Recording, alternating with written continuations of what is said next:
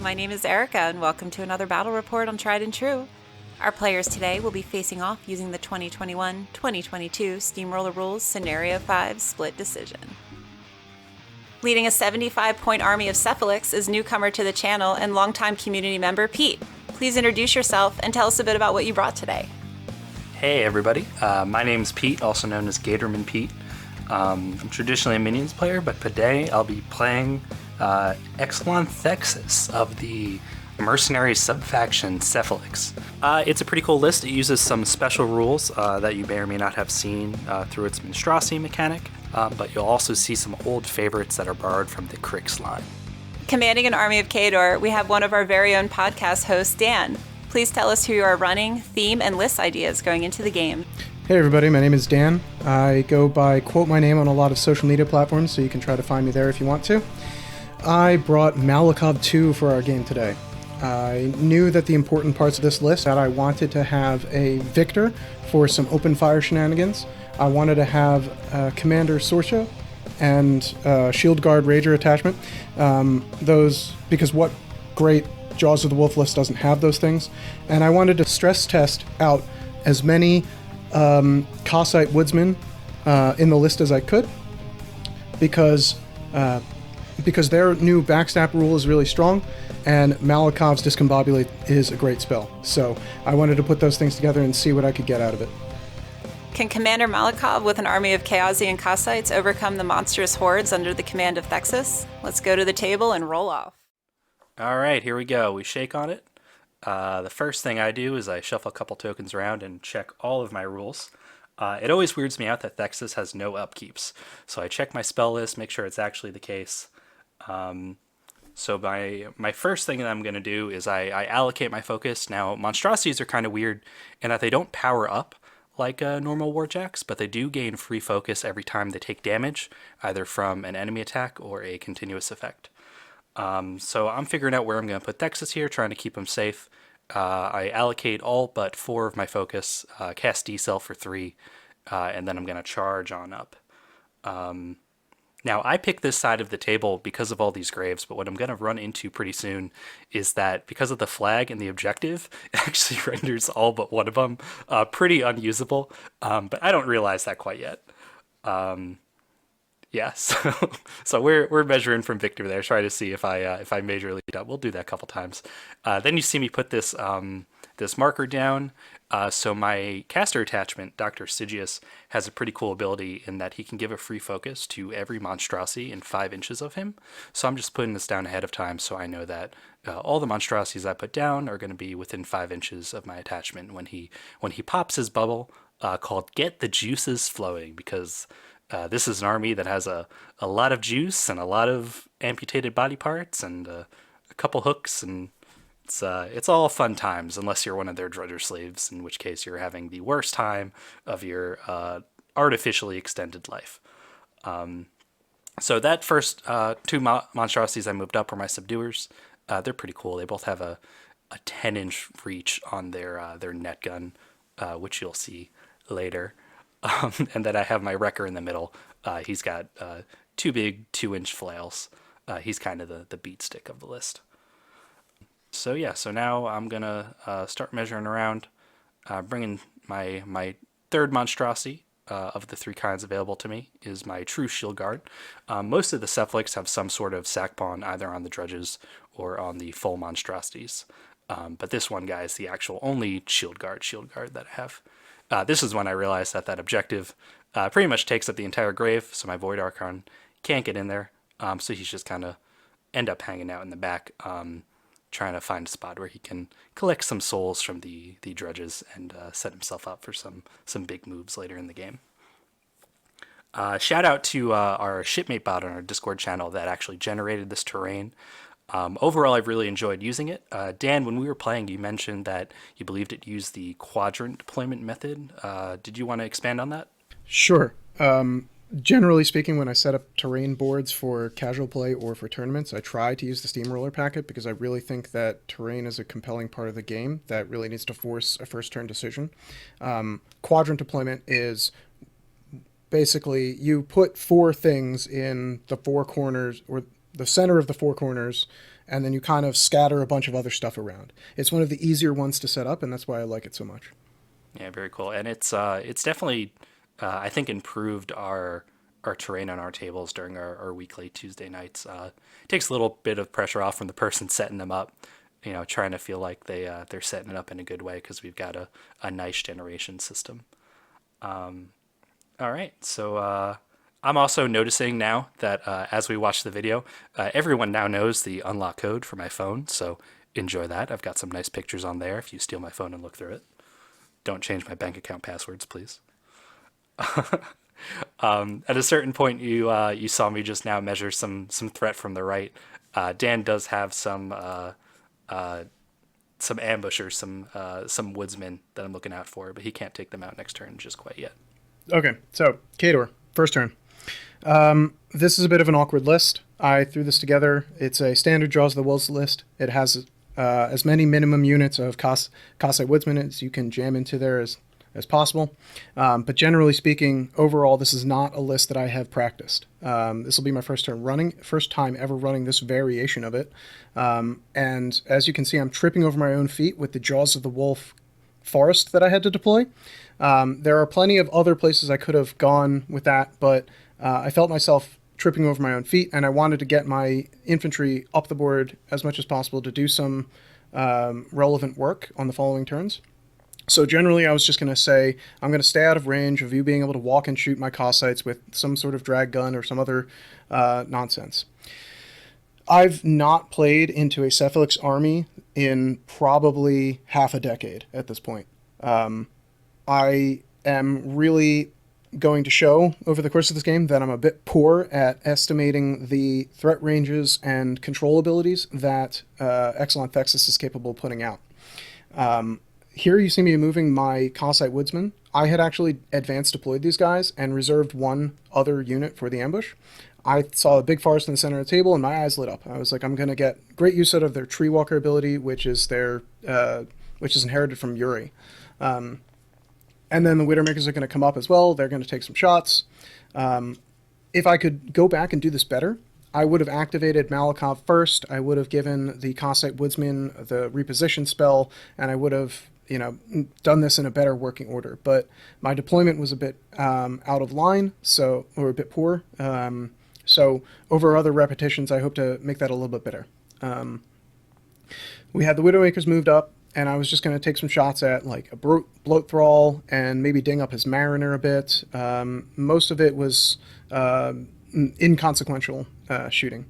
I think I'll probably move on to running up the Kodiak.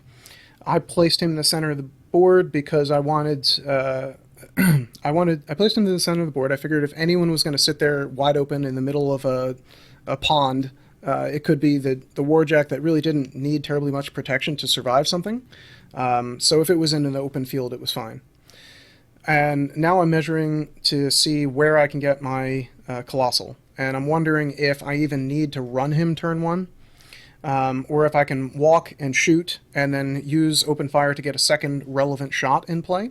This does leave me a bit further behind the line, so to speak, in terms of where he's placed, but given the models on that side of the board, I really wanted to try and get some early damage out with some fire and incendiary shots, and really see what I was capable of. The alternative option is, of course, having the Victor go first. It activates, it runs 8 inches, and then Malakov uses open fire after the fact. But that's usually more useful if you have the first turn. At this point, I think it's Malakov's activation. I think he's casting open fire, and we're checking to see where it's going to deviate from. And then he's going to put up escort, which will boost the Victor's speed up so that it can walk to the proxy base, and then take a second shot against something else that might make it matter here. My first shot for the open fire I chose was a rough terrain template, which is the big 5-inch ring that just got stuck out to the side there. I was thinking maybe I can get in front of those monstrosities, and maybe I can impinge their ability to move up this flank. I moved a couple solos around. Eilish gave Puppet Master to the Victor, because if we're going to hit this, we want to make sure it hits well, and if we get a good, sweet blast damage shot, then maybe we can re-roll some poor blast damage or something. I think my first roll was enough to hit it, so I went through and rolled blast damage on a whole load of stuff. And I believe this was the one where I put out an incendiary shot because I was just going to get a lot of models that either otherwise had stealth or maybe they were in a trench and couldn't have blast damage on them, etc. But I think you set about 5 models on fire with that shot. yeah, and I think all but one of them actually went out. And it was 2 of them. You killed one, and then the monstrosity just kept it and got free focus the whole game. yeah, that's right. It actually turned out to be lighting your guys on fire turned out to be more beneficial for you than it was for me, unfortunately. Suffice to say, this activation is a lot of sound and fury. Doesn't really get much done, which is a problem because I spent way too much time on it. To finish out the turn, I should also mention Malakov. You can't really see him behind where the victor is right now. He's near the flag-ish. Malakov put his own sneak battle plan on himself, and to finish out the turn, the Grey Lord is going to come up and put a blizzard on him so that he's got stealth now. The Kodiak's going to run up into the water, just like we were talking about, and we will flank real hard with 1 unit of Kazi Eliminators on the bottom and 1 unit of Kazi Eliminators on the top flank. Earlier in the turn, we saw Yuri the Axe move into my Jaws of the Wolf Forest. We saw a Manhunter move into a crater near the south end of the board. And generally, I'm trying to keep these girls out of danger, these solos out of danger, so that they can do work later in the game. Right now, they've got stealth, they've got tough, they've got a lot of defensive tech keeping them alive in the early game, and I want to keep it that way. My Widowmaker Marksman moved up to a position in the grassy knoll there, and he is going to try and take out a Bloat thrall early on. But because of the combination of decel and the armor on the Bloat thrall, I figured it was going to average about 3 damages if I rolled it, so I opted to take the automatic 3 damage. All right, so yeah, we're back onto my turn. I've decided this is going to be my feed turn right here. The snipers and the Kazi both do auto damage, and they both ignore tough, which is a problem for all my drudges. Even though they're pretty tanky for single wound infantry, they kind of rely on that tough and rise and feet turn. Their high armor. Yeah, this is the butt clench moment for Khador. So Thexus has a super cool feat. Everything in his control area, which is 16 inches, every enemy, I should say, he gets to push them 2 inches. So my plan here is I'm going to clump up all of these single wound infantry. And the Kazis all have stealth, but the snipers don't. So I'm going to try and center them at the sweet spots so that I can move in with the Bloat thralls and just pop a couple groups and take them all out. I end up rolling pretty well on the blast damage, but the Bloat thralls also apply corrosion. Their downside, despite being a 2-point solo, I should say because they're a 2-point solo, they only have Rat 4, and all your defenses are either stealth or 13 plus concealment, because you've got, I think that's Sorsha 0 up there. Is that right, Dan? That's right. Sorsha 0 casts Fog of War. Yeah, so they have no chance of hitting.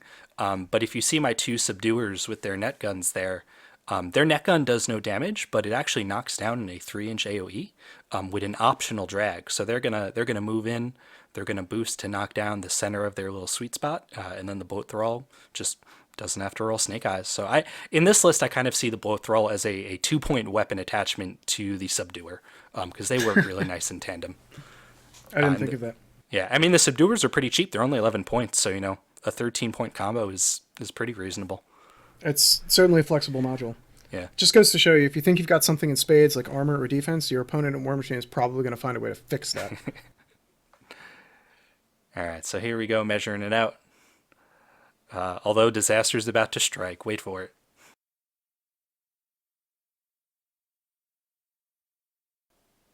Coming in. Coming in hot. It's happening. All right. So now I'm checking that spot. I got to put Thexus to get those last 2 models on the bottom right. Basically, I'm trying to see if I can keep him safe in that grave while getting those 2 models off on the side. I alluded to this earlier. There's no way I can check this threat range, right? Your cast can be basically anywhere behind that forest. You can control the entire board, and you can nudge anything you want on my side, save the victor and my caster, to anywhere. Yeah, so, more or less. I mean, he's speed 6. He could always TK himself, and he's got Pathfinder. Plus that 16-inch range. I mean, he could push a model that's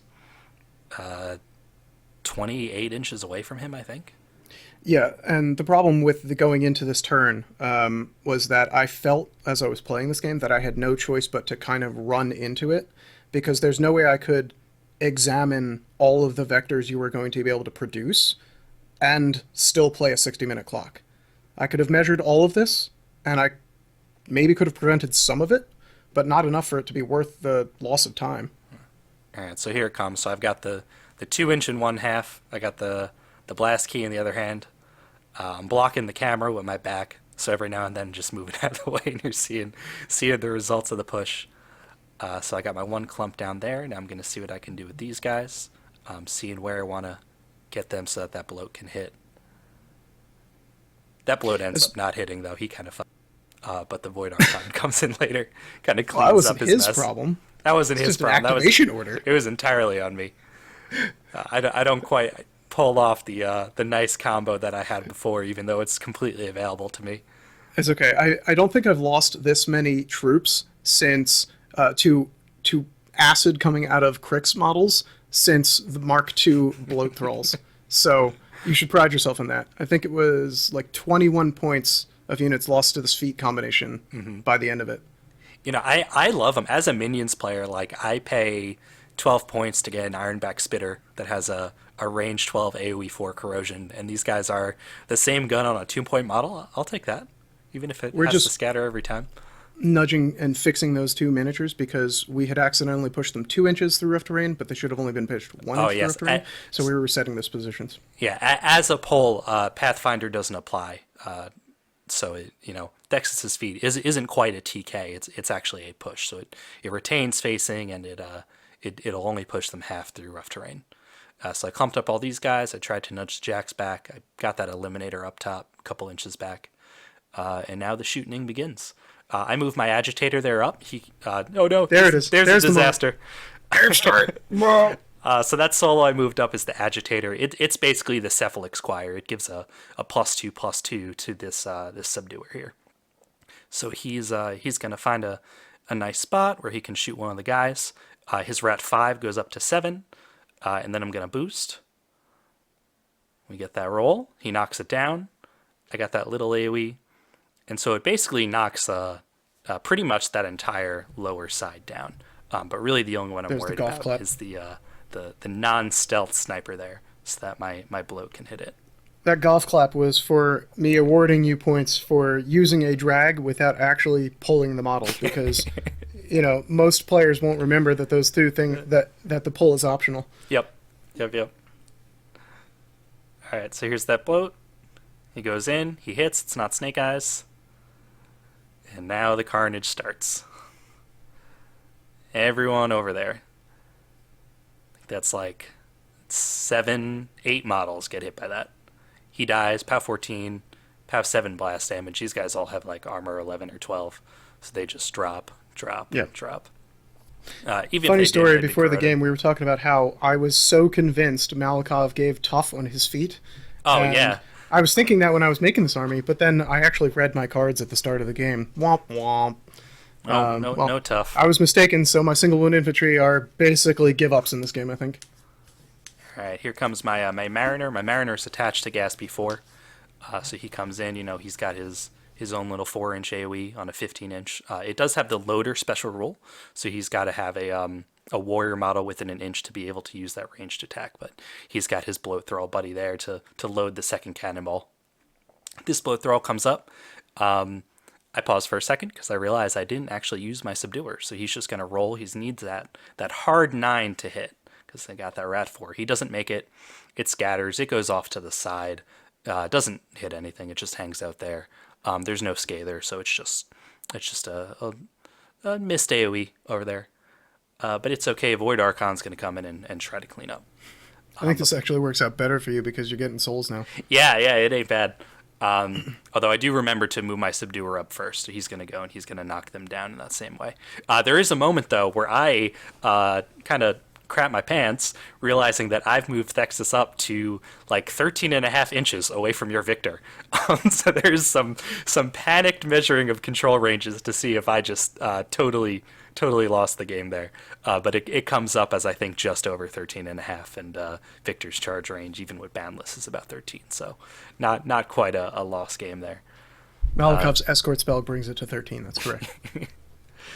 All right, so placing that subduer, seeing where he's got to go. Actually, no, that's when I'm trying to find a spot for my Void Archon. So subduer comes up, he rolls, he hits it, knocks down those 4 guys. I don't take the pull as before, I just kind of leave them there. And then I bring Stygius forward. Stygius does have Spell Slave, so he TKs my Void Archon up, and then the Void Archon just flies over, tries to find a sweet spot. You see me trying to get the right angle on my spray there before Dan reminds me that, hey, they're knocked down. They actually don't block line of sight. You can just target that guy in the back. Isn't that funny how rules work? Yeah, they affect the game. Rules affecting the game. Weird. All right, so POW 14, their armor's all below 14. They just explode. I cap out on 3 souls. He killed some guys, so he gets to immediately move 8 inches. Hooks Thexus, because Thexus is just made of coat hangers.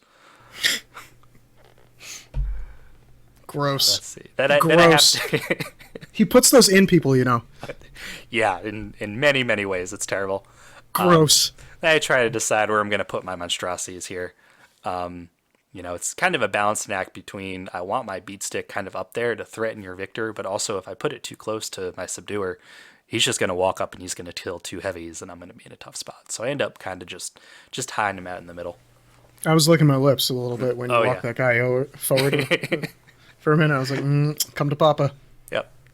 And then I move my drudges. So there are actually 2 different kinds of drudge units on the table. We've got my Mind Slaver, where all these guys have POW 12s, combined melee, with their Slaver guy as the centerpiece. All the drudges have a tough and rise, but the Slaver, the unit leader of all the drudge groups, is a very different model. He doesn't have tough, but he's got stealth and pathfinder. So basically the whole unit moves up, and the leader just kind of hides out in the back like, yes, waiting. And then the other unit I've got in the back have a min unit of the Mind Bender. So the Mind Bender is very different in that his drudges don't have combined melee, but they're all arc nodes for the Bender who can cast a couple things. That's me just moving up my incorporeal pistol ray, trying to contest the flag. Moving. And if I had a nickel for every time an incorporeal model towed a flag, I'd just be having flashbacks of the war, left and right. Oof. I gotta deal with that guy. I had never played a pistol wraith before today, but I know he's incorporeal and he's just going to contest that flag, and that's what he does. Incorporeal is a real big problem for Khador. The guidance on the Greylord Adjunct was just a frickin' godsend. That's why he's in basically every list. So Gatsby just put down a couple clouds there. Try to block some sight there. Again, you do have guidance, as you just mentioned, but at least it makes you use it. And then that Mind Bender moves up. So the Mind Bender can arc through those drudges, and he can blow them up to give buffs to the other drudge unit and actually move them out of activation. Very useful. All right, so we're back to Dan. All right, so we're in turn 2, and we're in disaster recovery mode. We'll remove that rough terrain template, and we'll look really sadly at what's left of my army. And someone commented during the game that I was way up on clock for this turn, and I was like, yeah, but I'm going to use all of that advantage getting tilted about what just happened to my army. So don't do that if you're watching at home. That's like step number 1. We're going to power up our jacks, and we're going to figure out what we do this turn. We're going to spend a lot of time in the tank here. And my major consideration is twofold. One, there is like one solo on the top half of the board on his side. My Kazi can't get to him, but I think that I can engineer a way to snipe him and make sure that he doesn't have anything left to score that flag very easily, unless he wants to pull back his Archon, which is a big important work piece model, but if I can get it to sit in his backfield, I'll take that trade.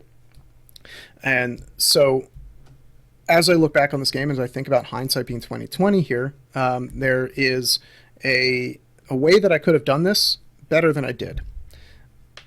On the screen, I have given the true sight from my objective to the Widowmaker Marksman. I figure he can aim, he can shoot that guy. All I need to do is get the stealth off of him, and if I can deal with the situation where he has cover, even better. And I figure out that it's something that I can probably be able to shoot to his objective with my Victor and put out a flare so that I'll lower its defense, and I'll remove the stealth from that model, and then the marksman can finish him off. I'm double checking kill box on myself just to make sure I don't automatically lose, basically. But I feel like this entire turn, this whole thing is being predicated on putting Malakov in a risky spot, and it is, and that's one of the mistakes that I will mention. During the execution, I had the order of operations was that the Victor or Malakov was going to go. He was going to open fire to get Victor to put the flare gun onto the objective, and Victor was going to do some other stuff.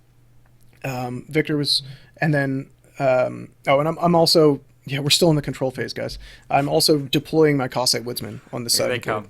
Yeah. This is when my Mariner gets really scared. 19-inch murder machines. There were some problems with target priority on those guys too, but we can get to that later down the line. Overall, the plan is to open fire, tag the objective, remove stealth. Then we're going to somehow do some work with Malakov, and he's going to move up, I guess. I don't really know. Again, it's really hard for me to unpack what these control casters are capable of when I've never played against them in a relevant stage of the game. Maybe 5 years ago is one thing, but today's Warmachine is a lot different than it was. And I can't spend all the time on my clock thinking about where I have to be to not die, because I've been so disadvantaged by Pete's, excellent turn previously. So what ends up happening is that Malakov is going to put sneak on himself and move to the flag.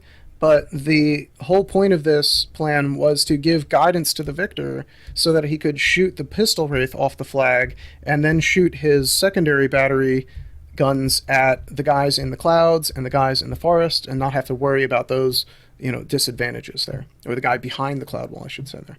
And of course, I ended up doing none of that. I did all of the things. It was a mess. It was terrible. What I should have done was moved Malakov into the cornfield there and given him sneak so that he would prowl himself, and because that terrain feature gives concealment, he would also be stealth, and that would have prevented potential assassination vectors for my opponent. I didn't see that play at the time, and hindsight is telling me that's what I should have done. And ultimately speaking, I could have given true sight to Malakov from the objective. And then when I flared the guy in the back, he would have lost stealth, so the Widowmaker marksman would not have needed the true sight. He could have still killed the guy. Malakov could have put out a discombobulate on that guy that's behind the cloud wall, and it would have made my life much easier and things to hit. And then we were going to feet, and we were going to cover the area with our feet turn. And I unfortunately left myself in a position where I was going to be open to an assassination run. After I'd moved my caster and talked about the rest of my turn with my opponent, I saw what was happening, and I unfortunately wasn't going to be able to go back at that point in time and do anything about it. So we moved forward with our turn. And then there was a big decision of, do I move my Colossal forward to try and cover my sins? And I thought that my opponent's going to have to roll dice to make this happen, and that means it's not guaranteed. If I move my Colossal in front of my caster at this point in time, all I'm going to do is achieve getting my Victor destroyed by the two monstrosities that are up there. I did some quick math in my head, and I was almost positive that even one monstrosity under the Cephalyx ability that gives him +2/+2 was probably going to be able to nearly kill my Victor, and a second monstrosity could certainly come in and pull that off. So, with the Dark Shroud, I don't think they could do it with just their +2. Yes, with the multitude of layered buffs pretty, that you were capable of putting out, there's no way that Victor survives 1.5 monstrosity activations, let alone the other couple guys, the drudges that are there. If they don't die, if they make their tough checks, it's real bad for me. So, we're going to have Sorsha move up, and we're going to distract myself with this side of the board for a little bit. We're going to Boundless Charge the Manhunter, and we're going to send him in to try and polish off the Mariner, so I can A, contest the flag with my Manhunter, and B, I can maybe rip an arm off of that Jack or something and keep it from shooting me and doing all sorts of nasty things. And we are just going to have her hang out there, camps of focus. She tries to shoot somebody, it doesn't work because I'm too far away. Rager's going to move up, he's going to take a shot. He's going to F it up too. And before we go in for melee, this is my age-old reminder to myself, always do ranged first because you don't want to stack on that unnecessary target in melee penalty. Suffice to say, we're taking an agonizingly long turn on this, here to do almost nothing. The Cossite Woodsmen are going to move up, and they're going to take shots into the back of some of these support pieces, and they're also going to take shots into the Mariner and try and kill the Bloat thrall. I'm thinking, hey, if I can get that Bloat thrall to pop on some of these guys that only have one wound, they might dissolve, and maybe I don't have to worry about them as much. Here we go, activating the Victor. I decided it's best that the Victor aims. He's going to aim. He's going to shoot that pistol right there. Now that guidance is on him, he's able to ignore the incorporeal for the pistol lathe. He just blows him right off the board. And we've got splash damage on a couple of the guys that are behind the line here. But unfortunately, I think all but one of them are going to survive. It's not a great look. The last two there, they hang on with their magnets onto that ring. What's what kept them alive, like a life preserver in the ocean. Yeah. Man, if it was not a template that stayed in play, I totally would have killed them.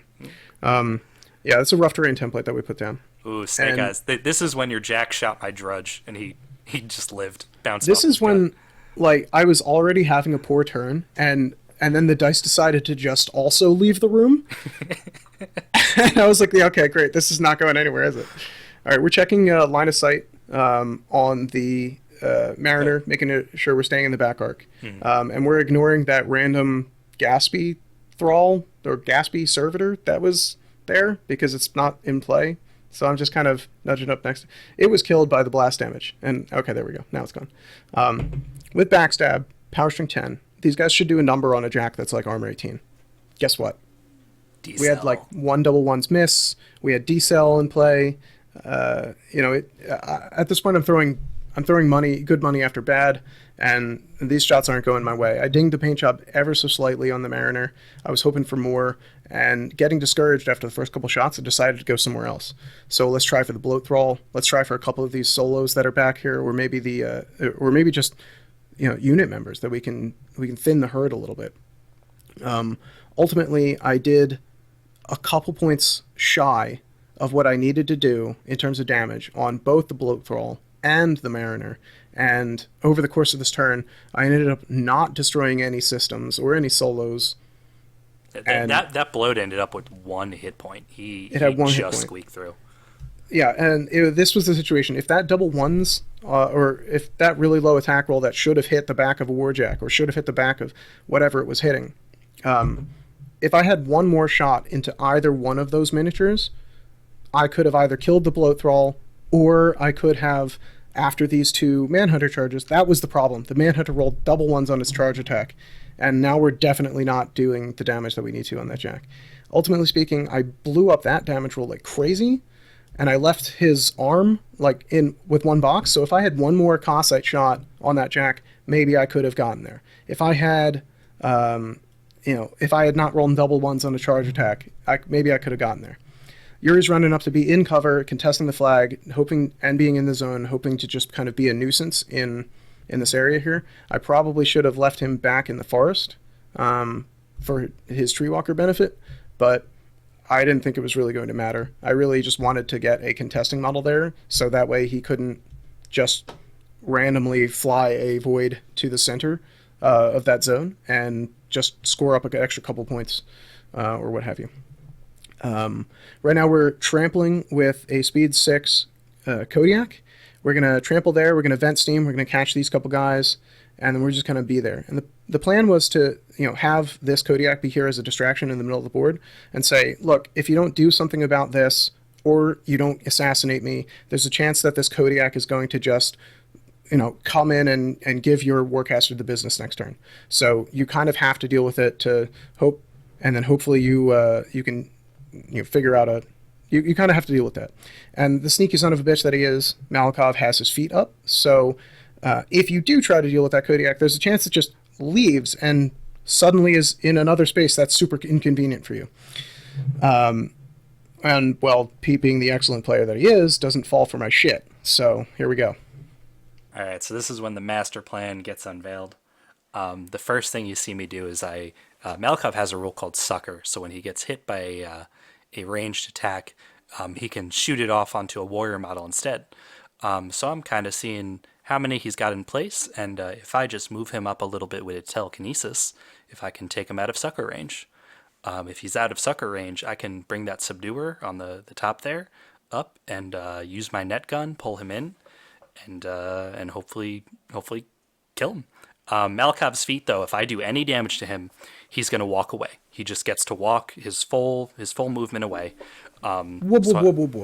So I either got to kill him in one hit or set it up so that he can't walk away. Luckily for me, the net gun does no damage. So if I can hit him with the net gun, pull him in, I can surround him. And also something Thexus can do, he kind of like the right something animus that the Blind Walker has. He can arc through all his monstrosities. They just take a D3 +1 damage. So this wrecker here, I'm kind of acting like now like he's gonna be the one doing the wrecking this turn, but really he just ends up walking up and being an arc node for that TK. This is Gaspy putting his extra servitor in play because he makes one every turn. So I pop that right there. We're working out my my focus for the turn, seeing what I'm gonna allocate here. This is one of those turns that, like, it's going to take forever because it'll either win you the game or lose you the game. Mm-hmm. So there's really almost no time pressure on you. You have like 20 minutes to engineer this assassination run. Yeah. So we're ticking down on, I think I got 16 and a half minutes right now. I think it takes another 8 or so. I think at one point you stopped to check an eBay auction while the clock was running on me. I was trying to get a Haverfell Siege Crawler for like $26. I ended up missing it because of the game, but then the next day I got one for almost as cheap, so it all worked out. And you get to throw that subtle shade of checking something else while you're playing a game against me. On your turn, no less. Yeah, I don't need this time. It's fine. I've got two mind games going up. One monetary and one models. I see what you did there. Yeah, I was sitting here in this position just kind of waiting for the end to come. Unfortunately, I just, Warmachine's a very one-sided game, so, if you screw it up, you sometimes just end up having, like, 20 minutes to think about it. What are these guys doing here? Those dredges. So those dredges just moved. That was my Mind Bender in the back coming up. He blew up 3 of his own unit to get a free 4-inch move and a +4 strength, +4 mat buff on 3 dredges. Because when he does it, he can, if he arcs 3 times, he can do it 3 times. So I was able to move them out of activation and kind of get them in a place where I can box Malakov in after. I did put 2 of them out of formation, which means all they'll be able to do is walk towards the unit leader. I fixed one of those later, but that still works because they just have to be somewhere. Then I moved that monstrosity up, and this is me getting ready to roll that telekinesis. And right about now is when that alarm goes off, and then I check that eBay auction. Yeah, so Malakov giving himself steady with his feet, that is still on the card. And that means that the knockdown gun isn't going to knock him down. But if you drag him in and that gun doesn't deal damage, I was really expecting you to take a swing at me with the little stabby stick that he's got on the other stump. And when you hit with that drag and chose not to damage me, I was like, yeah, okay, that's it. We're done here. Yeah. So this is me deciding if I'm actually going to TK that guy up and aim, or if I'm going to TK that unit leader in so that I get one more dredge that can actually activate. But then I realized I don't need the TK. He can aim where he was. So we take the unit leader, and this is me keeping... Now I've got 2 dredges that are buffed. They're, I think they're Mat 9, POW 16 now. So 2 of them will get strikes in. And then fixing some focus there. I'm checking if I can get my agitator up. You killed the one on the top side, so he doesn't have that +2/+2 buff. And my other one's too far, so he's rolling aiming bonus 5 up to 7. I get it though. You've got that 16 or 14 because I spun you around with TK. And then I opt out of that free melee attack. I don't take it, so he can't walk away. And then the dredges walk in. that guy can attack, that guy can attack, and this guy is out of formation. He's just got to stay there, and they just kind of do the Macarena. That last guy couldn't get in because I wasn't a charge and he was in rough terrain, so he just kind of hangs out back there. So first guy hits, spikes real hard. I think I roll an 11 on the damage. Yeah. Yeah, these were pretty monster hits. So Yeah. I'd camped 2 focus going in, Yeah, but it's not going to save me here. Not the second one. I think that guy misses, or does no damage to you or something. But because I did damage, you do get to take that advance, and he flips around, fixes his facing. That way anything else I get on him doesn't have back arc. But Gaspy, being able to boost and being Mat 7, he's got And it. He's importantly, got 5 focus. 2-inch reach, because otherwise he might not have gotten in there. Oh, yeah. Yeah, he needed that 2 inches. He was probably the last melee attack I would have been able to get in there. Other than that, I'd be shooting myself in the back with bloats and hoping for blast damage. But, his charge did it, and that's the game. Well, what a surprising turn of events. Looks like somebody got suckered. Actually, this was my first time seeing a Cephalyx army on the table. So learning their rules from Pete and just watching how things played out, they're a pretty interesting army. I remember asking you the first time I saw their grid. I'm like, Pete, what does B stand for? Brains. Obviously. So yeah, go ahead. Please share your thoughts with today's game. Yeah. So, I always like to put those 2 subduers in my list because I think it's real important to have that 10-inch grab threat on either side of the board, and it definitely paid off for me. Cephalyx definitely have that dark horse factor. They're a faction that, you put on the table and most of the people in the room go, never seen them. So that definitely worked in my favor. I was very happy to win against Dan because I consider Dan one of the strongest players in the region. So being able to actually pull out a victory, even if it's kind of for bullshit reasons, made me feel really good. And I thank Dan wholeheartedly for the game. It was a lot of fun. Hey, thank you too. It's not bullshit if you're doing what the stuff says on your cards. So. Fair.